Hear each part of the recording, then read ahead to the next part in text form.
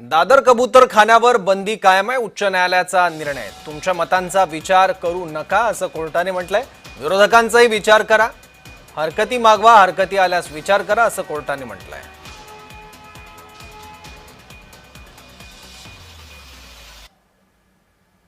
कुठलाही return order किंवा policy विना हे बॅन लावलेलं आहे आणि ते तोडतात आहे कबूतरखाना, तो ते अलाउड नाही, ते बरोबर नाही।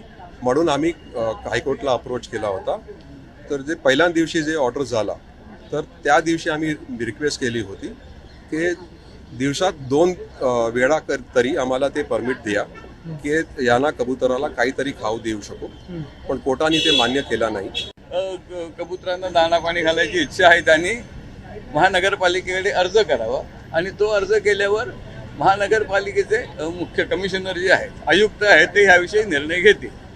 त्याच्यात असेही सूचना दिल्या न्यायालयाने आधीच्या हुकुमातही म्हणलं होतं की ह्या संदर्भात असे जर काही अर्ज आले तर ज्या ज्या लोकांवर ह्याचा परिणाम होऊ शकतो त्या सर्वांचं म्हणणं ऐका।